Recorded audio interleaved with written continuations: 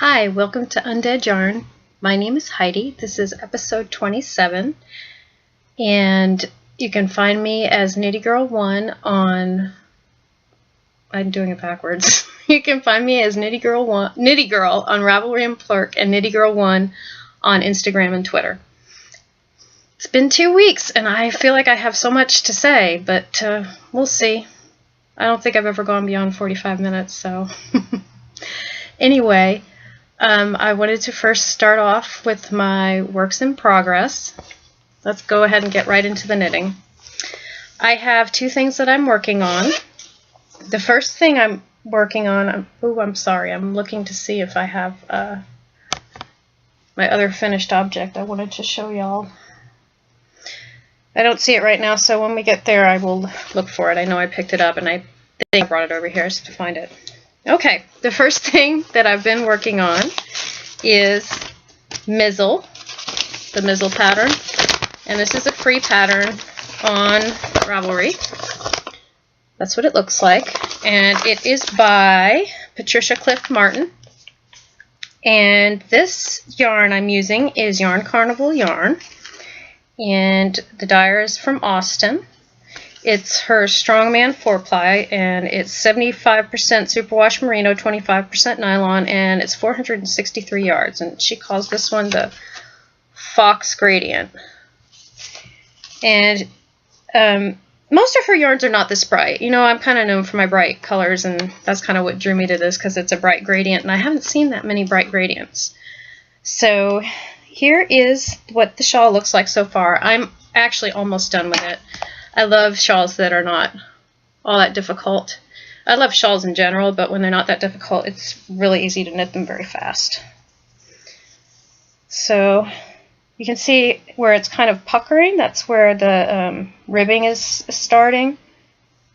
And I'm probably about 75% done, maybe a little bit more, but the edging is taking me longer than I thought. And I forgot, it's been a while since I've knit a big lace shawl, that once you get to this point, it takes a long time to get from one end to the other.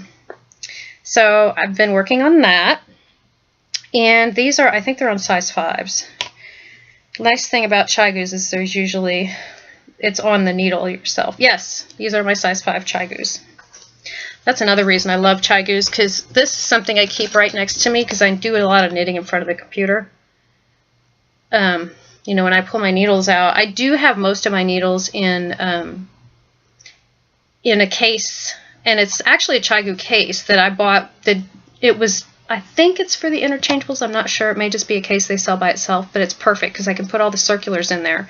So usually I pull them out of there, but sometimes I have some random ones lying around like we all do, and then I'm like, oh, what size is this? So the nice thing about Chigoos is you can always look at it and see, because it's written right on there, on the needle part. And the other thing I just started working on actually this weekend, I started going to a new knitting group, and I started this knitting group. I felt like I wasn't talking for a while because I was casting on. I need to cast on before I get there, but anyway. This is, I think some of y'all who follow me on Instagram probably saw when I was trying an experiment in dyeing, and I'm still going to try it again. It was a tube that I had dyed, and I tried to do 2 at a time, and when it was really impossible to unravel, so that didn't work out. I have another idea though for doing 2 at a time. Anyway, I do have the balls. I split it into 2 balls. I did unravel it. It took me a long time, and I split it into 2 balls. And this is so far what I have. I'm making a pair of socks, and what I'm probably going to do is just do a true afterthought, keep going, get down to the tube, and do a true afterthought. And I'm very, very, very happy with the way this dyed up. It's red, and then it's basically going to be a rainbow gradient. I'm calling it a rainbow experiment, because it was an experiment in dyeing for me.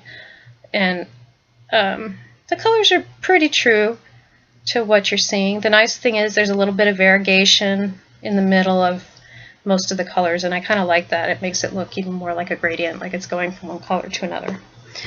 So this is actually my new base, my new BFL base. Look at that, the colors look great.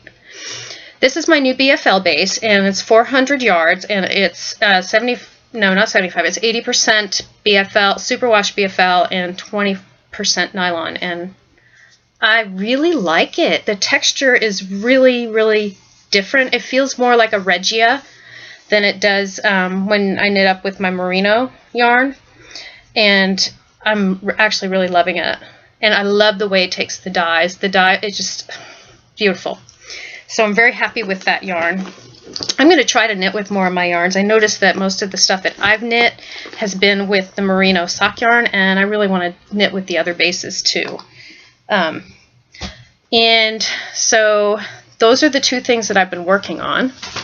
I don't have any spinning. The next step I need to do is wind off that Navajo churro that I was spinning. I need to wind it off, and then I'm going to two-ply that. And I still have a little teeny bit left, and I'm thinking I might try one of my two new spindles that I have with the rest of it, just so that I can do a little spindling, because I haven't done any in a while. I do have two finished objects. Here is the first one. I may have to stop and go locate the second one. But here's the first one. This one is also in my Undead yarn in the sock yarn base, the merino sock, that's 80/20. And this one, this is my kerchief. And the color is called Blood Spatters, named after Dexter and his job. So here's my little kerchief. I don't wear them very often, but I have kind of found it useful since this little whoop-de-doo kind of gets in my face sometimes. So sometimes at the end of the day, I like to wear it. Keeps it out of my face. But I love the way it knitted up, and so I thought it might be cool to see what this looks like. So that one's done, and then I also finished the blanket, and I know I picked it up. I think I brought it in here. Hold on a second. I'm going to see if I can stop this and then come back.